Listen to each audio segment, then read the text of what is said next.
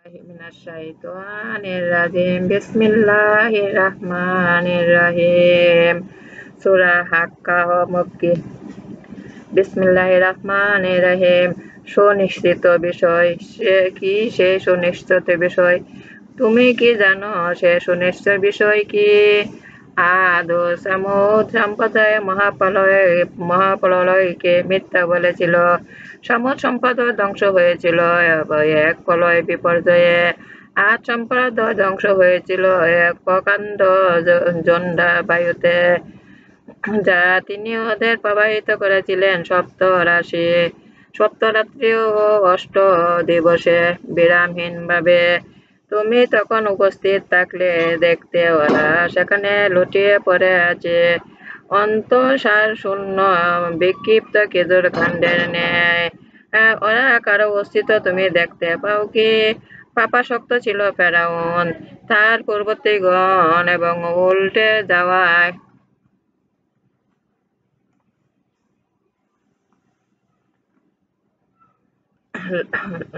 Note সম্প্রদায়। ওরা ওদের রবের রাসূলকে অমান্য করার ফলে তিনি ওদের কঠোর শাস্তি দিলেন। যখন জলোচ্ছ্বাস কালে ওরা আরোহণ করেছিল জলযানে, এটা করেছিলাম তোমাদের শিক্ষার জন্য এবং স্মরণকারীর কর্ণে তা স্মরণ রাখার জন্য। যখন সিংহা ফুঁক দেওয়া হবে একটি মাত্র ফুৎকার, পর্বতমালা সমত পৃথিবীও ক্ষিপ্ত হবে এবং একই ধাক্কায় ওরা চূর্ণ বিচূর্ণ হয়ে যাবে। যেদিন সংঘটিত হবে মহাপ্রলয় এবং আকাশ বিদীর্ণ হয়ে বিশ্লিষ্ট হয়ে পড়বে, ফেরেশতারা আকাশ প্রান্তদেশে দাঁড়াবে এবং সেদিন ৮ জন ফেরেশতা তাদের রবকে আরশকে ধারণ করবে ঊর্ধ্ব দেশে। সেদিন তোমাদের উপস্থিত করা হবে এবং তোমাদের কিছু আর গোপন থাকবে না। যার আমলনামা ডান হাতে দেওয়া হবে আনন্দে অপরকে বলবে, নাও আমার আমলনামা পড়ে দেখো। আমি জানতাম যে আমি হিসাবের সম্মুখীন হবই। সুতরাং সে সুখ সম্ভারে থাকবে সুউচ্চ জান্নাতে, যার ফল রাজি অবনমিত থাকবে। তাদের বলা হবে, পানাহার করো তৃপ্তির সঙ্গে, কারণ তোমরা পার্থিব জীবনে সৎকর্ম করেছিলে। কিন্তু যাকে আমলনামা বাম হাতে দেওয়া হবে সে বলবে, হায় আমাকে, যদি আমলনামা না দেওয়া হতো, আমি যদি আমার হিসাব না জানতাম, হায় মৃত্যুই যদি আমাকে শেষ করত। ধন সম্পদ কোনো কাজে এলো না, ক্ষমতাও অপসৃত হয়েছে। বলা হবে, ধরো ওকে গলায় বেড়ি লাগাও এবং নিক্ষেপ করো জাহান্নামে। পুনরায় তাকে শৃঙ্খলিত করো ৭০ হাত দীর্ঘ এক শৃঙ্খল। সে মহান আল্লাহতে বিশ্বাসী ছিল না, আর অভাবগ্রস্তকে অন্ন দানে অন্যকে উৎসাহিত করত না। অতএব সেদিন সেখানে তার কোনো সহায় থাকবে না, কত নিঃসৃত শ্রাপ ব্যতীত কোনো খাদ্য থাকবে না বা অপরাধীরাই খাবে। আমি শপথ করছি তার যা তোমরা দেখতে পাও এবং যা তোমরা দেখতে পাও না, নিশ্চয়ই কুরআন সম্মানিত রাসূলের মাধ্যমে প্রেরিত। এটা কোনো কবি রচনা নয়, তোমরা অল্পই বিশ্বাস করো। কোনো কাহিনীকার কাহিনী নয়, তোমরা অল্পই অনুধাবন করো।